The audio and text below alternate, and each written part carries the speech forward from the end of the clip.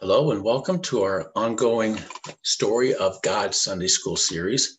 In this part of the series, we are talking about heaven and hell and the afterlife and what happens to people.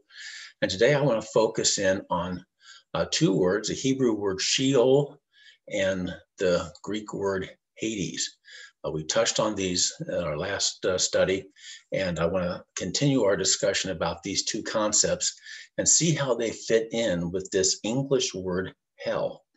And it's a bit of a confusing story because the way we use the word hell today in the English language is not the same way that the word hell was used many centuries ago, especially when the King James Version of the Bible was being translated.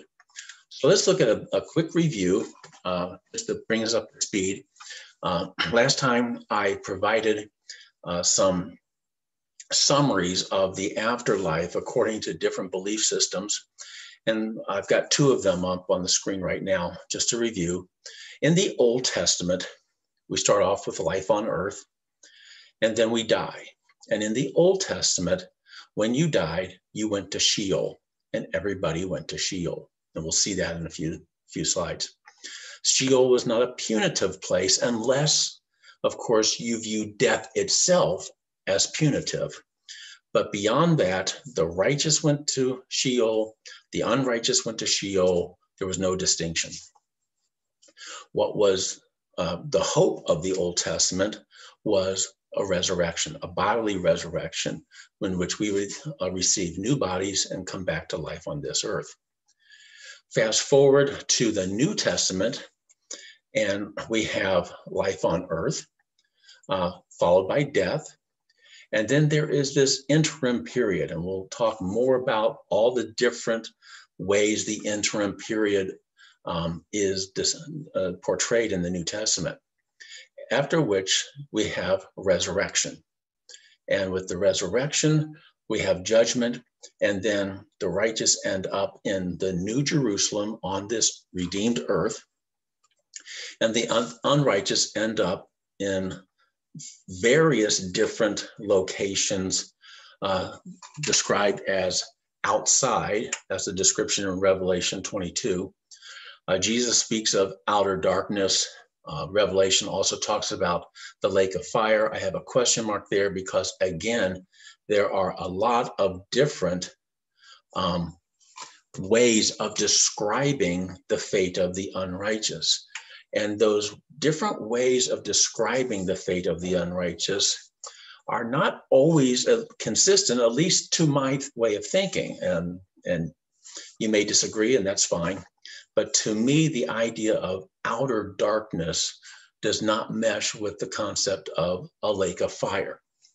And so to me, those two concepts describe different things in my brain. And so I want to try to figure this all out and sort through all this. One of the resources that I have used for this study and other things is a book by Brad Jersak entitled Her Gates Will Never Be Shut. And this is his book about his subtitle, Hope, Hell, and the New Jerusalem. And this is one of the better books that I have read, simply because Brad is not trying to be dogmatic. He's not trying to tell you what you have to believe about heaven and hell and what happens to people after they die.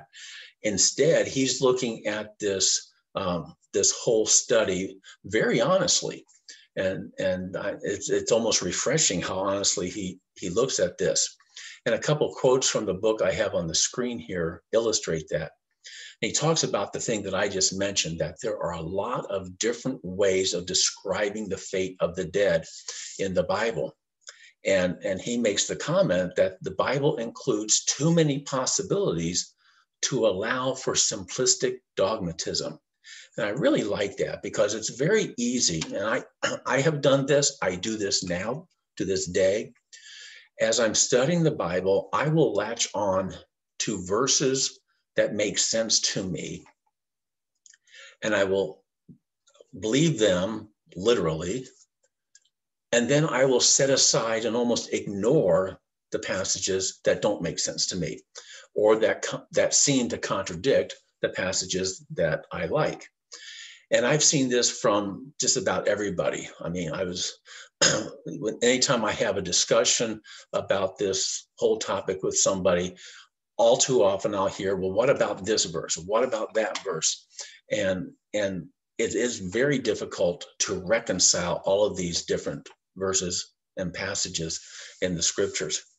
And Brad concludes that by saying that the stubborn fact is that the scripture is richly polyphonic, as if by design. Polyphonic, meaning many sounds. It provides many different ways of describing the afterlife, as if by design.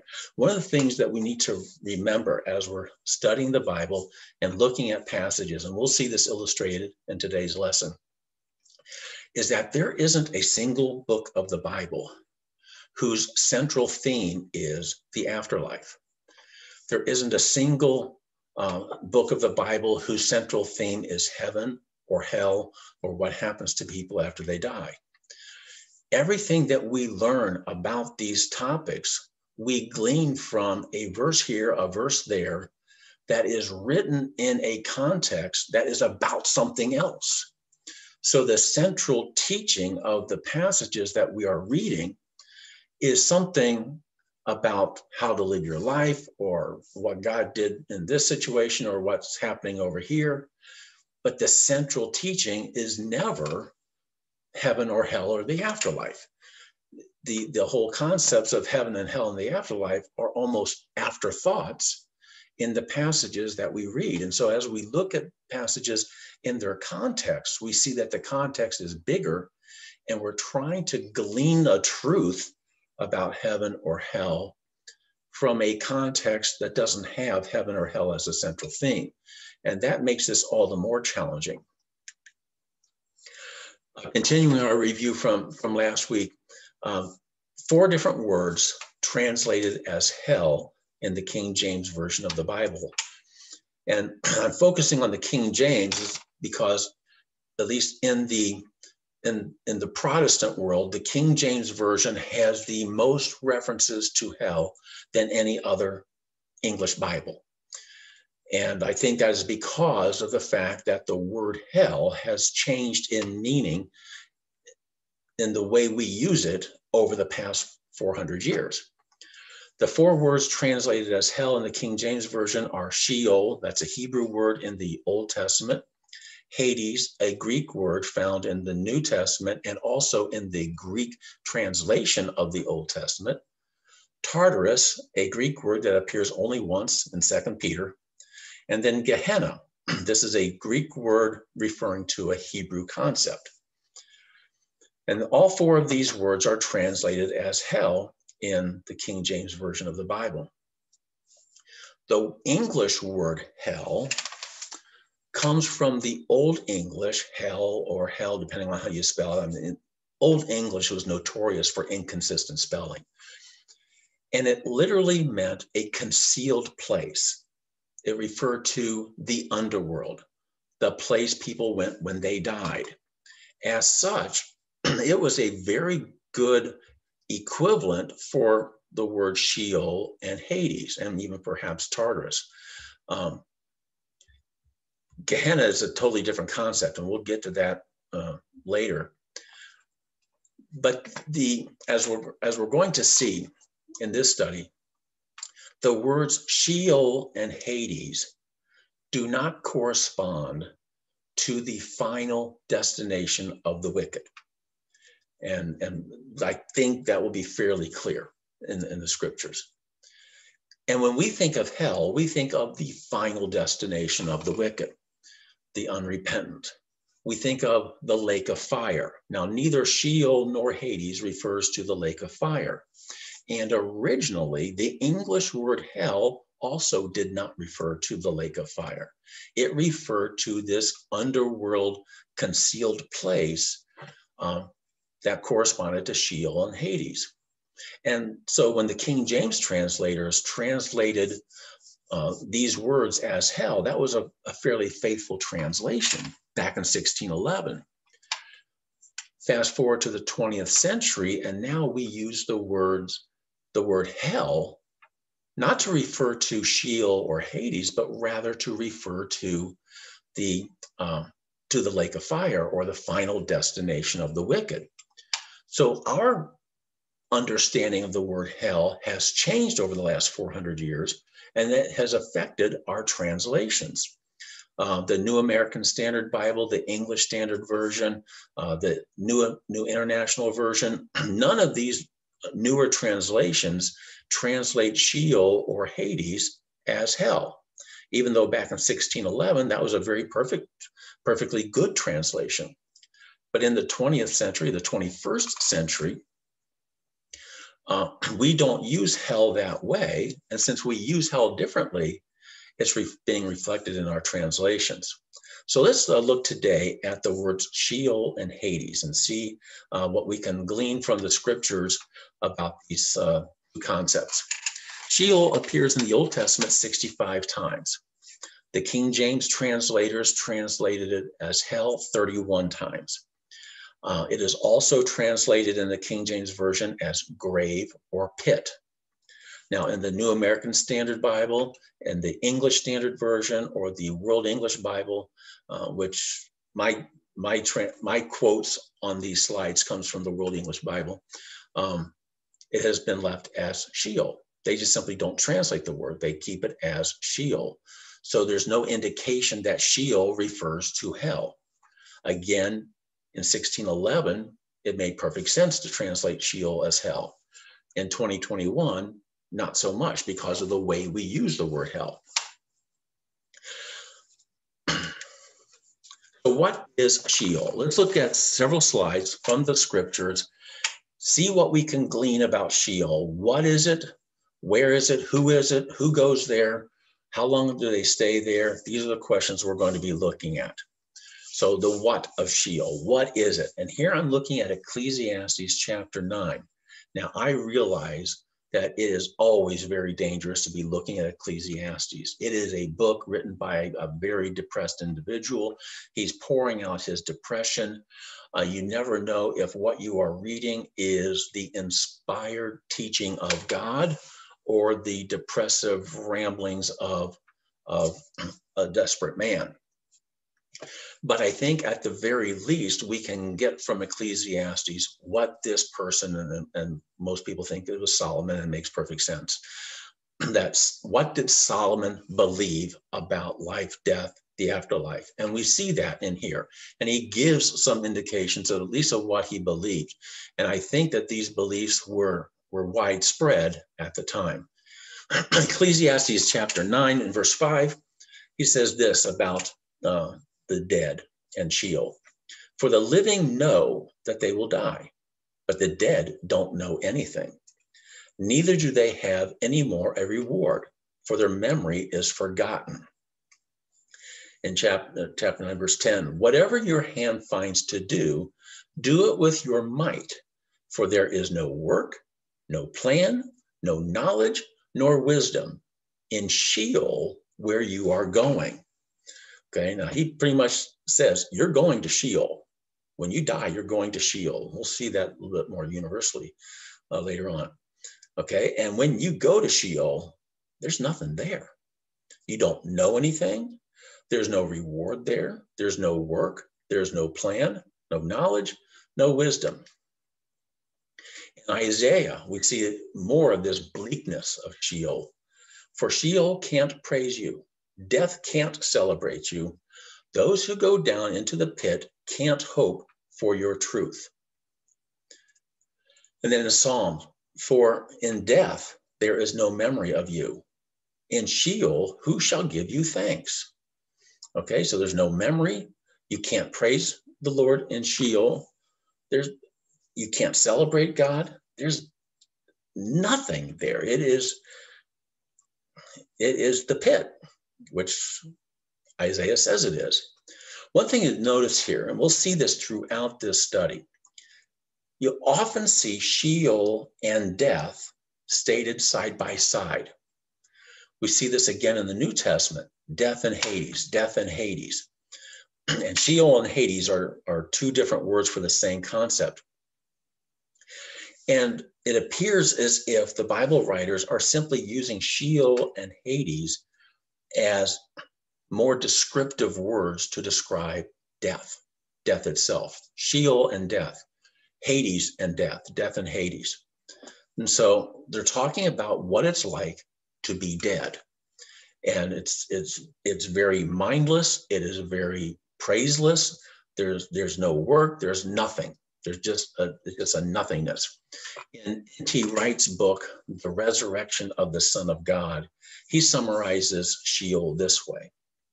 Sheol, Abaddon, the pit, the grave, and all those words are in the scriptures. The dark, deep regions, the land of forgetfulness. These almost interchangeable terms denote a place of gloom and despair, a place where one can no longer enjoy life and where the presence of Yahweh himself is withdrawn.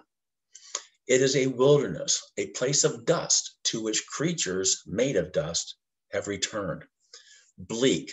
This is what the ancient Hebrews saw as the fate of humans, all humans, regardless of their righteousness or their wickedness. That one line there, he says, where the presence of Yahweh himself is withdrawn. I may take exception to that, and I'll show a verse later on which shows you why I'm taking exception to that. But you do get that sense. Who can praise you? Who can do this? Who can do that? I mean, there does seem to be a sense of a separation of God and humans in death. And I guess it makes some sense if death is the absence of life and God is life. Who goes to Sheol? Who goes to Sheol? And here we go back to Ecclesiastes. Those passages I read from chapter 9, they're preceded by verses 2 and 3, which say, all things come alike to all. See that? All things come alike to all. There is one event to the righteous and to the wicked, to the good, to the clean, to the unclean, to him who sacrifices and to him who doesn't sacrifice. As is the good, so is the sinner. He who takes an oath, as he who fears an oath. This is an evil in all that is done under the sun, that there is one event to all. Yes, also. The heart of the sons of men is full of evil, and madness is in their heart while they live, and after that, they go to the dead.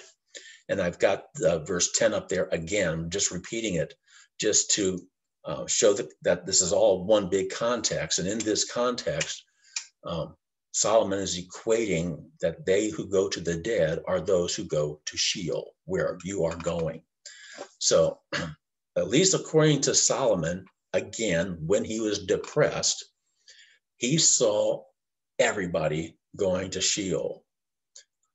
Again, if he was simply saying this because he was depressed, that may be the case, but this is consistent with other scriptures. Psalm 89. What man is he who shall live and not see death?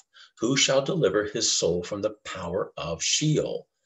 Again, we see this equation of death and Sheol. We have two phrases. We talked about this in the past, where in Hebrew, they would often say the same thing two different ways. And the writer here just did that. Who shall live and not see death? Who shall deliver his soul from the power of Sheol? Those are two ways of saying the same thing. So Sheol is simply dying. It is simply a description of death itself. And it's a very hopeless death. And we see also the universality of this with Jacob and Joab. And I've got this, the how of Sheol. How do we die? The fact that everybody was going to Sheol was a given in the Old Testament. The difference was how you went to Sheol. Did you go to Sheol in peace after living a good long life, or did you go to Sheol in mourning? Here's Jacob after he's been told that Joseph he thinks Joseph is dead. And here's what he has to say. All his sons and all his daughters rose up to comfort him, but he refused to be comforted. He said, "For I will go down to Sheol to my son mourning." The key word here is mourning. The fact that he was going to Sheol, that was a given. He's not saying that he's going to go to Sheol because Joseph is dead. No, he was going to Sheol because he's a human being, and that's what happens to human beings in the Old Testament. They go to Sheol. His problem was that he was going to go down to Sheol mourning, and that was the evil that everybody wanted to avoid. They wanted to go down in peace. Well, King David addresses this in 1 Kings when he's talking about Joab, his enemy, and he's saying, "Do therefore according to your wisdom, and don't let his," meaning Joab's, "gray head go down to Sheol in peace. Now, therefore, don't hold him guiltless, for you are a wise man, and you will know what you ought to do to him, and you shall bring his gray head down to Sheol with blood." So again, there wasn't a question about where Joab was going. He is going to the same place that Jacob was going, and that David was going to go to, and everybody else. Everybody was going to Sheol. But David wanted to make sure that Joab did not go to Sheol in peace. Jacob was fearful that he would go to Sheol in mourning. That was the difference between those who lived a good life and those who did not. The righteous would go to Sheol in peace. The unrighteous would go in mourning. How that would affect their stay in Sheol afterward, I don't think the Bible clearly says. So how long does a person stay in Sheol? And here we get some polyphonic answers, all from the same book in Job. Again, Job is another one of those books that you have to be careful when you're quoting, because are you quoting one of the friends? Are you quoting Job when he's speaking nonsense? Are you, or are you quoting the inspired truth that God wants you to have? Again, here, I think the idea here is not necessarily to see what God has to say about Sheol, but to see what Job believed about Sheol. And if I'm not mistaken, all of these are quotes from Job himself, as opposed to one of his friends. So in Job 7, he says this: "As the cloud is consumed and vanishes away, so he who goes down to Sheol shall come up no more." Wow. That sounds pretty bleak and fatalistic. You go down to Sheol and you're done. However, Job seems to contradict himself later on. Job 14, "Oh, that you would hide me in Sheol." He's talking to God here. "That you would keep me secret until your wrath is past. That you would appoint me a set time and remember me." So now he's suggesting that there is hope. And that hope gets further made alive in chapter 19. "But as for me, I know that my Redeemer lives. In the end, he will stand upon the earth. After my skin is destroyed, then in my flesh shall I see God." And I believe that is a fairly clear reference to a belief in bodily resurrection. So now, we've come full circle here. At first, he's saying you go down to Sheol, you shall not come up anymore. But now he's saying, yes, I've got hope. In the end, my Redeemer will stand upon the earth. And I believe that's a reference to Revelation 21:22. "I saw a new heaven and a new earth, and the new Jerusalem came down to the earth, and the Redeemer will stand on the earth and reign forever and ever. After my skin is destroyed, then in my flesh shall I see God," a reference to bodily resurrection. And this is significant because Job is widely regarded as being probably the oldest book of the Bible, written before Genesis and the Pentateuch. And if that's the case, then what we have here is a reference, even though it's somewhat elusive reference, but there seems to be a reference here to bodily resurrection in the very earliest book of the Bible. The reason that is significant is because very often the more obvious references to resurrection, Ezekiel, Daniel, and Hosea, are all much later books. And there are some scholars out there who would say that the belief in bodily resurrection rose up later on in Judaism, and it wasn't an ancient belief. If Job 19 is referring to bodily resurrection, this puts that belief at the very earliest of the earliest parts of the Old Testament. Other passages that talk about how long does a person stay in Sheol. Psalm 16:10, for you will not leave my soul in Sheol, neither will you allow your Holy One to see corruption. So this is King David talking in the Psalms. I've got that word soul highlighted, and I'm highlighting that, and we'll get to this in another study, but just as a preview, that the word for soul, the Hebrew word for soul here is nephesh. And this doesn't refer to the spiritual side of a human being, but rather to the whole living being, the whole self. So keep that in mind as we talk about these concepts, because in our Platonic Christianity, it is very easy for us to think about our soul going to heaven while our body rots in the ground. The word soul in the Bible doesn't mean that type of wispy, airy spiritual side of us. The word soul, at least in the Hebrew word, the word nephesh for soul, refers to a living being. And in fact, that word nephesh is used for animals as well as for humans. And then we get the great verse in Hosea 13, I will ransom them from the power of Sheol. I will redeem them from death. Again, two different ways of saying the same thing, Sheol and death. Death, where are your plagues? Sheol, where is your destruction? So there will be a time when people will be ransomed from the power of Sheol. God will not leave our beings, our soul, our beings in Sheol forever. Sheol is not a final destination. And then, and here's the verse that I was referring to earlier when I said that I'm not sure I agree with N.T. Wright when he says that Yahweh is absent. Here, King David says, if I ascend up into heaven, you are there. If I make my bed in Sheol, behold, you are there. Paul tells us in Corinthians that God will be all in all. And this seems to have a reference of God's presence in Sheol. Again, every one of these verses we're ripping out of context. If we keep them in the context has nothing to do with Sheol. And so we're trying to glean glimpses of meaning from verses in a larger context dealing with something else. So to summarize, Sheol is a place of nothingness. It is a universal destination for the righteous and the wicked, in part because it's synonymous with the word death itself.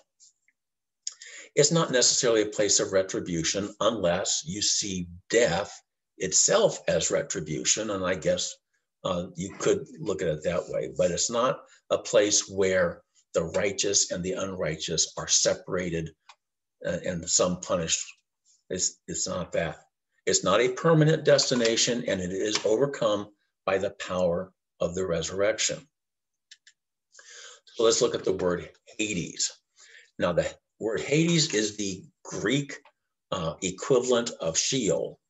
And when the translators of the Greek Septuagint, around 250 BC, translated the Hebrew Bible into Greek, they translated the word Sheol as Hades. And so that shows that they viewed Hades as the equivalent of Sheol. This was consistent with the bleak, shadowy view of Hades that was described by Homer. And as we saw last week, Homer was writing around the 800 BC century time. And at that time, he described Hades very much the way the Old Testament describes Sheol. And in Homer's philosophy, Hades was universal.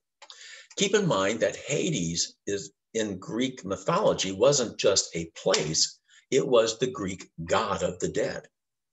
Hades was a god, a person, as much as he was a place. Hades also appears in the Apocrypha.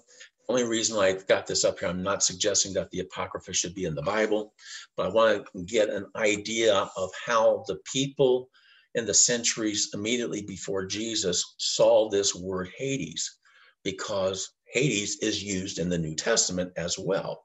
And when the writers of the New Testament were writing, they had in their mind a concept of what Hades must mean.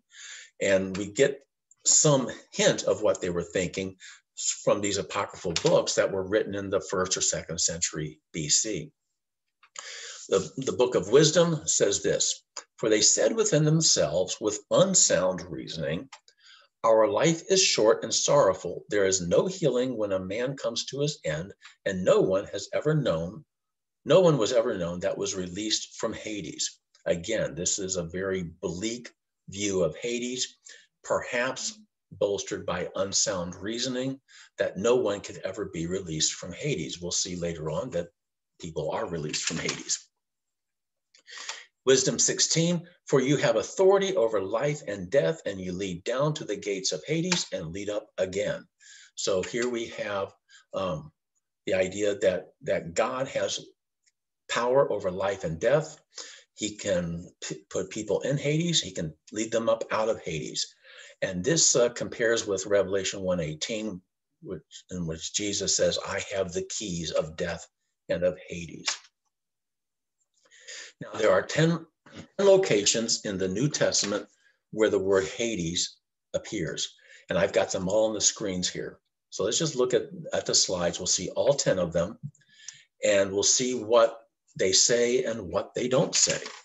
Matthew 11:23, which is also repeated in Luke 10:15. So these are 2 of the locations. "You, Capernaum, who are exalted to heaven, you will go down to Hades. For if the mighty works had been done in Sodom, which were done in you, it would have remained until today." Which is a reference to Hades as being a place for Capernaum to go. It was once exalted to heaven. I'm not sure what he means there. This is Jesus speaking. And then saying that you will go down to Hades. There's not a lot there to tell us what Jesus meant. If he meant that this was a place of punishment for Capernaum, if this was a place that other people didn't go, I don't know. Again, Hades is equated with death. He's pronouncing death upon Capernaum. Matthew 16. "I also tell you that you, Peter, that you are Peter, and on this rock I will build my assembly, and the gates of Hades will not prevail against it." I mean, very often, even in today's translations, the English Standard Version, for example, has Hades here translated as hell, because this is a very traditional verse that we quote all the time. The gates of hell will not prevail against the church. But it's really the gates of Hades will not prevail against the church. And the reason I'm making that distinction is, again, if we use the word hell to refer to the final destination of the wicked, then that's not a good translation in this verse, because here it's referring to the gates of Hades, which, as we will see in a second, is a temporary holding cell for people. Luke 16:23, here we have the story of the rich man and Lazarus. The rich man is not in hell, he is in Hades. At least not in hell the way we use the word hell. He was in hell the way they used the word hell in 1611, but not the way we use it today. The rich man is in Hades. In Hades, he lifted up his eyes, being in torment, and saw Abraham far off and Lazarus at his bosom. We'll come back to this story. There's a lot to pick apart there, and I'll probably do a whole lesson just on this story. For today, again, the rich man is in Hades. What's interesting is he can see Abraham. and he can see Lazarus at his bosom. Where are Abraham and Lazarus? We'll come back to that another day. Hades is mentioned in 1 Corinthians. Death, where is your sting? Hades, where is your victory? This is a quote from the Septuagint version of Hosea 13:14. And this is Paul. This is a great chapter on resurrection. And again, the suggestion here is that in the resurrection of Jesus, Hades is overcome. Hades loses. Jesus has victory over Hades. And then we have 3 places actually four verses in Revelation that mention Hades. I've already mentioned Revelation 1:18, where Jesus has the keys of death and of Hades. In Revelation 6:8, behold, a pale horse, and he who sat upon it, his name was Death. Hades followed with him. Death and Hades are always together. Authority over 1/4 of the earth to kill with the sword and famine with death, and by the wild animals of the earth was given to him. So authority to kill is given to Death and Hades in this passage of Revelation. And then we get into the victory verses of 20, verses 13 and 14. The sea gave up the dead who were in it. Death and Hades gave up the dead who were in them. They were judged, each one according to his work. Death and Hades were thrown into the lake of fire. This is the second death, the lake of fire. So here we see that death and Hades give up their dead. And this is why I say with great confidence that Hades is not a final destination. It is not what we think of when we use the word hell, at least not in the 21st century. It is not a final destination. Hades will give up the dead, and Death and Hades will be cast into the lake of fire. We'll talk later about what happens to the people who are given up. But once again, if we start off with the Old Testament, where everybody goes to Sheol, Sheol becomes Hades. At some point in time, Death and Hades will give up their dead, and then we have to deal with the Great White Throne Judgment.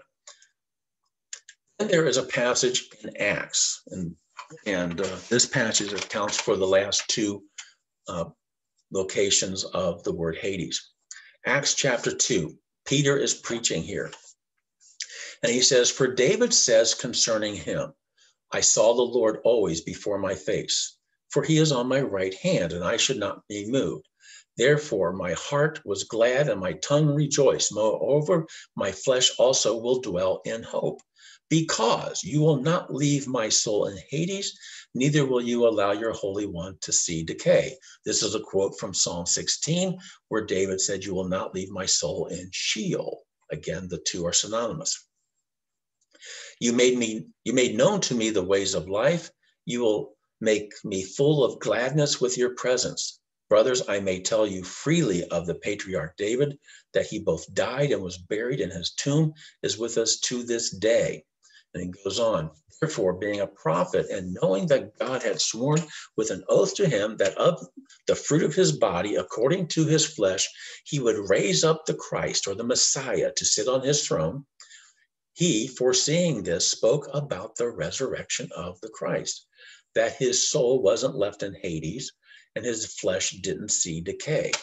This Jesus God raised up, to which we are all witnesses.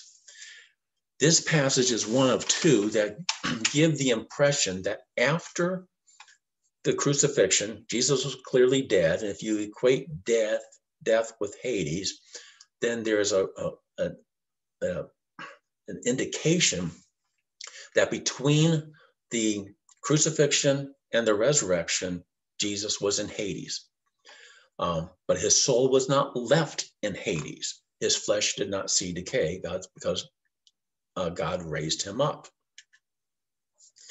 We see this again in 1 Peter 3, because Christ also suffered once for sins, the righteous for the unrighteous, that he might bring you to God, being put to death in the flesh, but made alive in the spirit, in which he also went and preached to the spirits in prison, who before were disobedient when God waited patiently in the days of Noah while the ship was being built.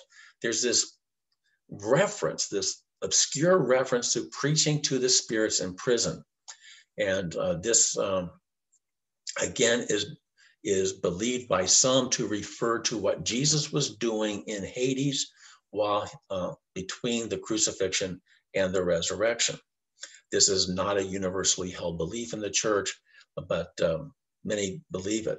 So much so that in the Apostles' Creed, we see the line that he was persecuted under Pontius Pilate, crucified, dead, and buried, and he went to hell. He descended into hell. On the third day, he rose from the dead and ascended into heaven. And so we see that in the Apostles' Creed. So to summarize Hades, let me just put some things up here. There's a correspondence to Sheol. The Greek word Hades corresponds to Sheol. Like Sheol, this is not a permanent destination.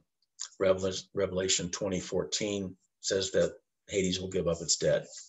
Jesus holds the key to Hades. Satan is not the one in charge of Hades, Jesus is. Jesus arguably went to Hades after his crucifixion. He overcame Hades by his resurrection. And up to this point, there's a great book. I don't know if you can see it on there.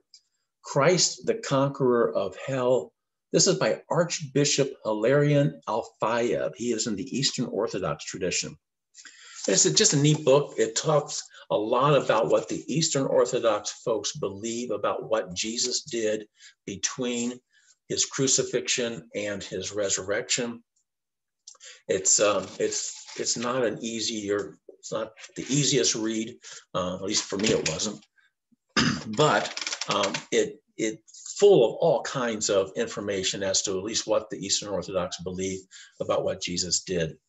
And in church doctrine and tradition, this whole notion of what Jesus did between the crucifixion and the resurrection is known as the harrowing of hell. And there are several different beliefs, and I'll just throw them out here for you, and then I'll conclude. Some believe that Jesus went into Hades after his death, and he emptied it and led everybody out. All the people in the Old Testament, he defeated Hades, he defeated death and Hades, and let everybody out. Some believe that Jesus went into Hades or Sheol and led out all of the righteous people from the Old Testament, leaving behind the unrighteous. And then there are those who, including St. Augustine, John Piper, Wayne Grudem, who don't believe that Jesus did any of this, that none of this happened. And I'm getting that from places online, and if I am misrepresenting any of those people, please forgive me, but it's just snippets that I saw as to what they tended to believe or not believe about the harrowing of hell. So it's not a universally believed doctrine. I'm not here to tell you what you have to believe. I do think that there's at least some scriptural support for the notion that Jesus, something happened between the crucifixion and the resurrection. Jesus is defeating Hades. I tend to believe that he defeated Hades from the inside rather than from the outside. That's just my own personal belief. You don't have to agree with me. So with that, we'll close out this lesson, come back next week, and we'll continue on in our discussion. God bless you, and happy Valentine's Day to everybody.